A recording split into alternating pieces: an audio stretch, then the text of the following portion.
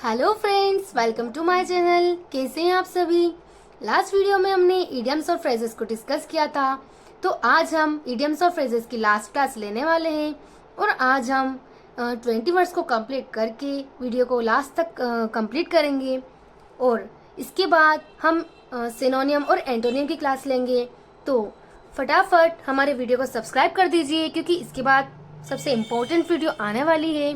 तो चलिए देर ना करते हुए वीडियो को स्टार्ट करते हैं।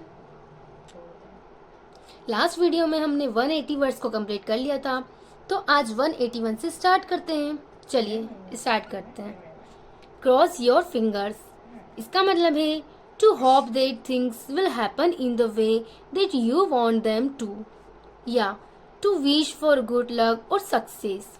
इसका मतलब है आशा करना कि चीजें उस तरह से होंगी जैसे आप चाहते हैं। ये वर्ड एसएससी की एग्जाम में 1 टाइम रिपीट हुआ है और अदर एग्जाम में ये वर्ड 5 टाइम रिपीट हुआ है। तो इसे हम ऐसे याद करेंगे कि क्रॉस योर फिंगर्स। आपने बहुत लोगों को देखा होगा या आप भी जब कभी सोचते हैं कि यार मेरा काम अच्छे से हो जाए, तो आप क्या करते हैं, क्रॉस फिंगर करते ना। आप ऐसे क्रॉस फिंगर करके सोचते हैं कि काश कि मेरा काम अच्छे से हो जाए। ठीक है, तो इसे आप ऐसे याद कर सकते हैं। Next word, cry for the moon. इसका मतलब है to make an impractical, unreasonable or unalterable request, या to aspire to possess something beyond one's reach। इसका मतलब है अव्यवहारिक या अनुचित अनुरोध करना। ये वर्ड एसएससी के एग्जाम में 2 टाइम रिपीट हुआ है और अदर एग्जाम में ये वर्ड 4 टाइम रिपीट हुआ है। इसे हम ऐसे याद करेंगे, यहाँ आपको दिख रहा होगा क्राई फॉर द मून। तो एक लड़का है ना, छोटा बच्चा, वो क्या कर रहा है, चंद्रमा के लिए रो रहा है कि मुझे तो वो चांद चाहिए। अब चांद कोई ला कर दे सकता है क्या, लेकिन वो बच्चा तो जिद कर रहा है कि मुझे चांद चाहिए। वो क्या कर रहा है, अव्यवहारिक या अनुचित अनुरोध कर रहा है, मतलब वो अनुरोध कर रहा है ना कि मुझे तो वो चाहिए। ठीक है, तो इसे आप ऐसे याद कर सकते हैं। नेक्स्ट वर्ड, डोंट और नेवर जज a book by its cover. इसका मतलब है वी शुड नॉट जज something primarily bye it's outward appearance, यानी कि केवल बाहरी दिखावे से पूर्वानुमान नहीं लगाना चाहिए। ये वर्ड एसएससी की एग्जाम में 5 टाइम रिपीट हुआ है और अदर एग्जाम में ये वर्ड 1 टाइम रिपीट हुआ है। तो इसे हम ऐसे याद कर सकते हैं कि डोंट जज a book by its cover, यानी किसी बाहरी दिखावे से बुक के अंदर क्या होगा क्या नहीं होगा ये जज नहीं करना चाहिए। हो सकता है कि उसका कवर बेस्ट नहीं हो, लेकिन उसके अंदर की लिखी हुई स्टोरी बहुत बेस्ट हो। तो हमें बाहर का कवर देख के पूर्वानुमान नहीं लगाना चाहिए, ऐसा नहीं सोचना चाहिए कि अंदर से भी ये खराब होगी। ठीक है, तो इसे आप ऐसे याद कर सकते हैं। Next word, donkey's year. इसका मतलब है अ वेरी लॉन्ग टाइम, यानी कि बहुत लंबा समय। ये वर्ड एसएससी के एग्जाम में 5 टाइम रिपीट हुआ है और अदर एग्जाम में ये वर्ड 1 टाइम रिपीट हुआ है। तो इसे हम ऐसे याद कर सकते हैं, डोंकी मतलब होता है गधा। तो गधे जो होते हैं ना, वो ज्यादा टाइम तक जीते हैं या ज्यादा काम करते हैं ना, दिन भर काम करते हैं। तो अ वेरी लॉन्ग टाइम। ठीक है, इसे आप ऐसे याद कर सकते हैं। नेक्स्ट वर्ड है easier said than done, यानी कि be more easily talked about than put into practice, या not as easy as it appears to be, यानी कि कहना आसान है करना मुश्किल। ये वर्ड एसएससी के एग्जाम में 5 टाइम रिपीट हुआ है और अदर एग्जाम में ये वर्ड 1 टाइम रिपीट हुआ है। तो इसे हम ऐसे याद कर सकते हैं, आपको वर्ड से ही समझ में आ रहा होगा ना कि easily, easier said than done. ठीक है, मतलब कहना आसान है लेकिन करना मुश्किल है। तो इसे आप ऐसे याद कर सकते हैं। Next word, fall flat. इसका मतलब है to fail to produce intended effect, या टू हैव नो इफेक्ट, या अनसक्सेसफुल, यानी कि असफल होना। ये वर्ड एसएससी के एग्जाम में 5 टाइम रिपीट हुआ है और अदर एग्जाम में ये वर्ड 1 टाइम रिपीट हुआ है। तो इसे हम ऐसे याद करेंगे, यहाँ आपको दिख रहा होगा फॉल फ्लैट। तो एक आदमी होगा ना, उसने सोचा कि मैं एक फ्लैट बनाऊंगा अपने लिए। ठीक है, उसने एक फ्लैट बनवाया भी सही, लेकिन अचानक क्या हुआ, बारिश या बाढ़ की वजह से क्या हुआ, वो गिर गया होगा। वो फॉल मतलब गिरना, तो वो आधे ही बना था और एकदम गिर गया नीचे, मतलब वो बिखर गया। तो उसका जो प्लान था ना कि मैं अच्छा फ्लैट बनाऊंगा मेरे लिए, वो क्या होगा, असफल हो गया, क्योंकि उसका वो जो फ्लैट था वो तो गिर गया। ठीक है, तो इसे आप ऐसे याद कर सकते हैं। Next word features in one's cap.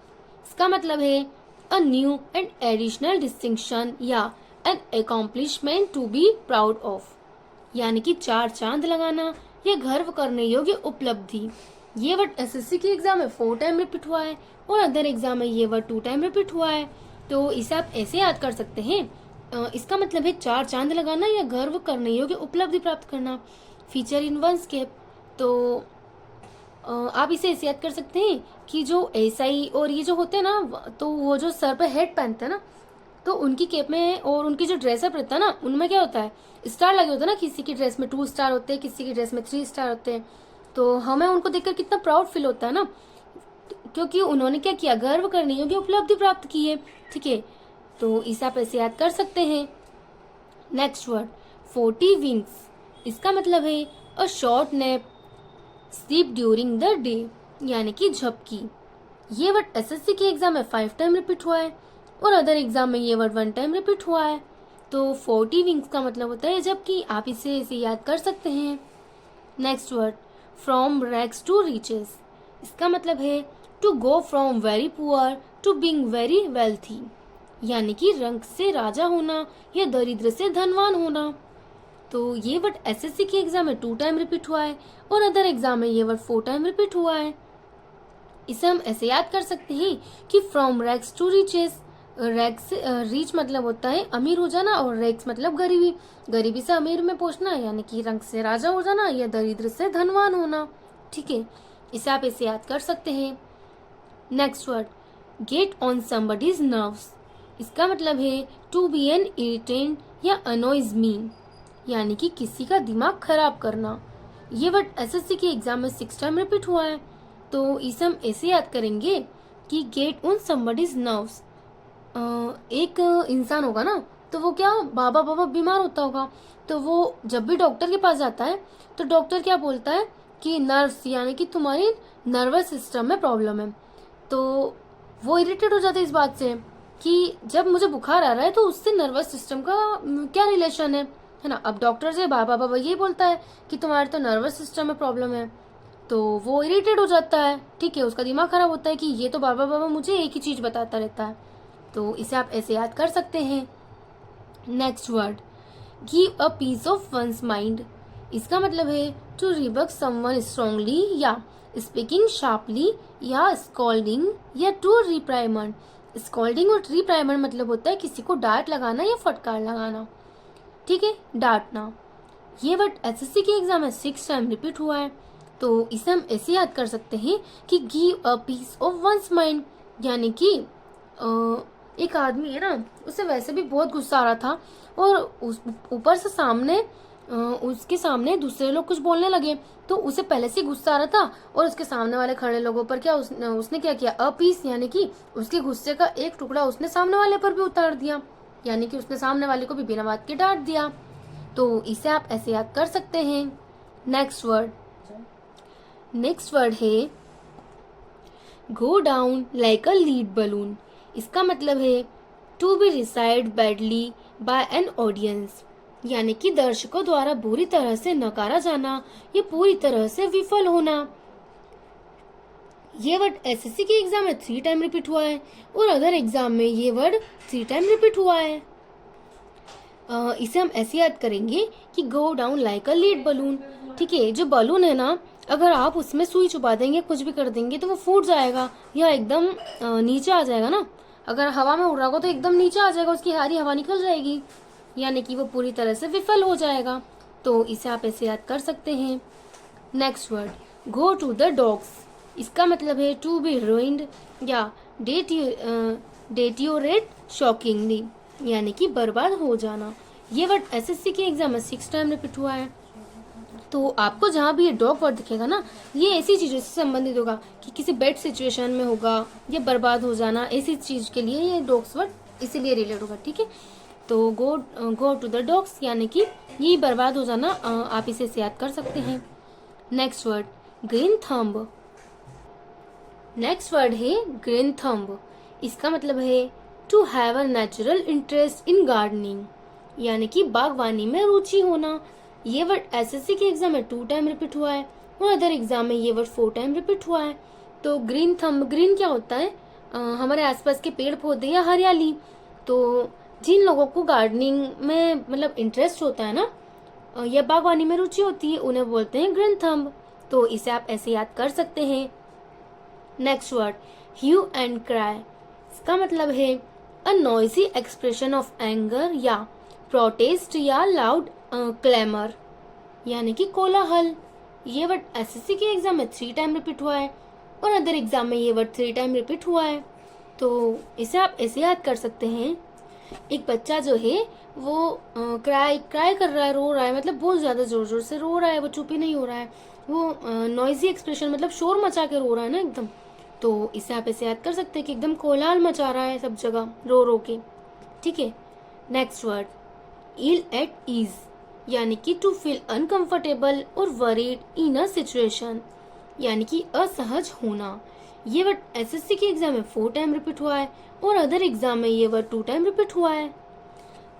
इसे हम ऐसे याद कर सकते हैं कि इल एट ईज, इसको हम इजी से रिलेट करेंगे। ठीक है। तो जब कोई ऐसी सिचुएशन होती है ना जो बहुत इजी होती है या जिसे हम आसानी से हैंडल कर सकते हैं, तो वो आसानी से हो जाती है। ठीक है। लेकिन जब कोई ऐसी सिचुएशन हो जाए जो इजी ना हो, तो हम मतलब उस सिचुएशन में फंस जाते हैं, इजी नहीं है कि हम इससे बाहर कैसे निकले। तो हम कैसा फील करते हैं? एकदम अनकंफर्टेबल फील करते हैं और चिंता में आ जाते हैं ना, वरीड मतलब चिंता में आ जाते हैं कि अब इसे हम कैसे सॉल्व करेंगे, हम इस सिचुएशन से बाहर कैसे निकलेंगे। तो एट ईज यानी कि सिचुएशन इजी नहीं होने पर हम क्या हो जाते हैं? एकदम बीमार उससे फील करते हैं अपने आप को, या अनकंफर्टेबल फील करते हैं या वरीड फील करते हैं।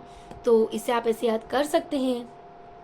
नेक्स्ट वर्ड, लर्न या नो द रॉप्स, यानी कि learn to the particular jobs या be informed about the details या to know how to do a job और टास्क प्रॉपरली, यानी कि काम के तरीके समझना। ये वर्ड एसएससी के एग्जाम में 3 टाइम रिपीट हुआ है और अदर एग्जाम में ये वर्ड 3 टाइम रिपीट हुआ है। तो इसे हम ऐसे याद कर सकते हैं कि रॉप्स मतलब क्या होता है? रस्सी। ठीक है। तो एक लड़का जो है ना, आपने कभी उन लोगों को देखा होगा ना जो रस्सी पर चलते हैं, एकदम बिना कुछ पकड़े ही चलते हैं। ठीक है। तो एक लड़का होता है, वो उन्हें कब से देख रहा होता है, तो वो सोचता है कि ये कैसे चल रहे हैं, मैं भी इनसे जाके सीखूंगा कि आप मुझे भी इस पर चलने का तरीका समझाओ। ठीक है। तो वो क्या करता है कि उनके पास जाता है और लर्न नो द रोप्स, यानी कि मतलब वो जानना चाहता है ना कि कैसे चलते, तो उनके पास जाकर पूछते हैं कि इस पर कैसे चलते हैं, मुझे इसका तरीका सिखाओ। ठीक है। तो काम के तरीके समझना, इसे आप ऐसे याद कर सकते हैं। Next word, lend me your ear. इसका मतलब है to politely ask for someone's full attention या टू पे अटेंशन टू, यानी कि कान लगाकर सुनना या ध्यान से सुनना। ये वर्ड एसएससी के एग्जाम में 5 टाइम रिपीट हुआ है और अदर एग्जाम में ये वर्ड 1 टाइम रिपीट हुआ है। तो इसे आप ऐसे याद कर सकते हैं कि लैंड मी योर ईयर, यानी कि किसी की ध्यान से बातों को सुनना है ना, कान लगाकर किसी की बातों को सुनना या बहुत ध्यान से किसी की बात सुनना। तो इसे आप ऐसे याद कर सकते हैं। Next word, lose your marble. इसका मतलब है टू बिकम मेंटली डेफिशिएंट या बिकम इंसान। इंसान मतलब होता है पागल, यानी कि पागल हो जाना। ये वर्ड एसएससी के एग्जाम में 3 टाइम रिपीट हुआ है और अदर एग्जाम में भी ये वर्ड 3 टाइम रिपीट हुआ है। इसे आप ऐसे याद कर सकते हैं कि एक इंसान है, ठीक है, उसने क्या, उसका ड्रीम था कि मैं जो मेरा हाउस है ना उसे मार्बल का बनाऊंगा। मार्बल आपने देखा होगा, वो जो व्हाइट पत्थर होते हैं जो एकदम शाइन करते हैं। ठीक है। तो उस इंसान का सपना था कि मैं भी अपना मार्बल का हाउस बनाऊंगा। अब उसने क्या किया, मार्बल के जो पत्थर होते हैं वो लाकर उसने इकट्ठे किए, लेकिन पता नहीं क्या हुआ कि अचानक रात में वो सारे मार्बल क्या हो गए, लॉस हो गए, यानी कि चोरी हो गए। ठीक है। तो वो इंसान क्या हो गया, पागल हो गया। ठीक है। वो टेंशन में आ गया ना कि ऐसे कैसे चोरी हो गए, तो क्या हो गया, पागल हो गया उस टेंशन में। इसे आप ऐसे याद कर सकते हैं। Next word, on thin ice, यानी कि इन अ प्रिकेरियस, डेंजरस और रिस्की सिचुएशन, यानी कि जोखिम भरी स्थिति में होना। ये वर्ड एसएससी के एग्जाम में 5 टाइम रिपीट हुआ है और अदर एग्जाम में ये वर्ड 1 टाइम रिपीट हुआ है। तो इसे हम ऐसे याद कर सकते हैं कि ऑन थीन आइस, आपने कभी बर्फ देखी है ना, तो जो बर्फ को हम जो पतला पतला टुकड़ा होता है ना बर्फ का, आप उस पर खड़े हो सकते हैं क्या? नहीं हो सकते हैं ना, क्योंकि वो जो पतला टुकड़ा होता है वो तो हमारे पैरों में चुभ सकता है। तो ऑन थीन आइस, यानी कि अगर आप थीन आइस पर खड़े होने की कोशिश करेंगे, यानी कि इसका मतलब है जोखिम भरी स्थिति में होना। इसे आप ऐसे याद कर सकते हैं। तो हमने 200 वर्ड्स को कंप्लीट कर लिया है और नेक्स्ट वीडियो में अब हम एंटोनियम और सिनोनियम की सीरीज लेकर आने वाले हैं। तो जल्दी से हमारी वीडियो को ज़रूर शेयर कीजिएगा। आपको हमारी वीडियो कैसी लगी कमेंट में ज़रूर बताइएगा और जल्दी से वीडियो को सब्सक्राइब कर लीजिएगा। आप यहाँ देख सकते हैं कि ये जो 200 वर्ड्स है इडियम्स के, ये 2137 टाइम रिपीट हुआ है। तो एग्जाम में इन्हें छोड़कर बिल्कुल मत जाइएगा, इन्हें याद करके ही जाइएगा, चाहे आप सारे वर्ड्स को याद करें या ना करें। तो चलिए नेक्स्ट वीडियो में मिलते हैं।